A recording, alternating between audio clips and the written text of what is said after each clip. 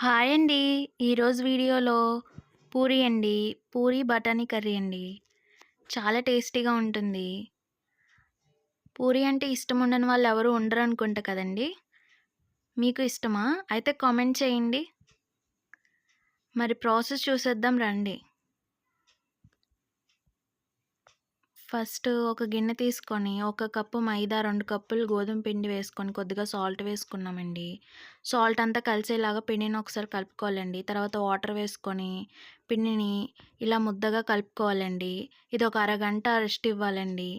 అరగంట రెస్ట్ అయిపోయిన తర్వాత కొద్ది కొద్దిగా పిండి వేసుకుంటూ, మనం కలుపుకున్న పిండి మిశ్రమాన్ని తీసుకొని, ఇలా ఒత్తుకోవాలండి. రౌండ్‌గా.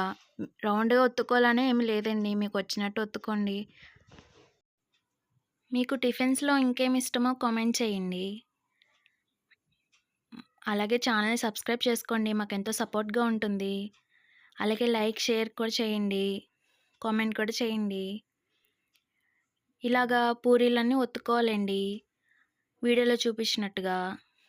తర్వాత గిన్నె పెట్టి, కళాయి పెట్టి కొద్దిగా ఆయిల్ వేసుకొని, పూరిని ఇలా పొంగేలాగా గెరిటతో కొద్ది కొద్దిగా ఆయిల్ వేడెక్కాలండి. ఆయిల్ వేడెక్కినప్పుడే పూరి వేయాలండి. అప్పుడే పొంగుతుంది.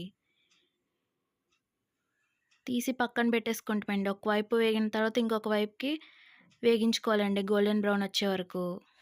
మేమైతే ఇక్కడ బంగాళదుంపను ఉడకబెట్టామండి.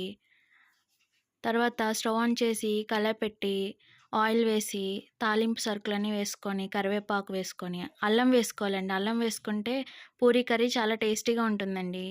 అలాగే ఇలాగ పొడుగ్గా తరుక్కున్న ఉల్లిపాయ ముక్కలు కూడా వేసుకోవాలి. కొద్దిగా సాల్ట్, పచ్చిమిర్చి ఉల్లిపాయలు ఎక్కువగా వేగాల్సిన అవసరం లేదండి. కొద్దిగా కలర్ చేంజ్ అయితే సరిపోతుంది. మేమైతే బఠానీలు వేసుకున్నామండి. మీకుంటే వేసుకోండి. బఠానీలు ఎక్కువ వేసుకున్నామండి. ఎందుకంటే మాకిష్టం గాబట్టి. కొద్దిగా పసుపు, వాటర్ వేసేసుకొని ఉడకనివ్వాలండి. మేమైతే క్యారెట్ కూడా ఉడకబెట్టాము. అలాగే క్యారెట్, బంగాళదుంప కూడా ఉడకబెట్టామండి. మేమైతే ఇక్కడ శనగపిండి ఏమి కలిపి వేయలేదండి. ఇలాగైతే చాలా టేస్టీగా ఉంటుంది. ఒకసారి ఇలా ట్రై చేసి కామెంట్ చేయండి. ఇలా ఉడికించుకోవాలండి. కొత్తిమీర వేసుకుంటే చాలా బావుంటుందండి. సబ్స్క్రైబ్ చేసుకోండి.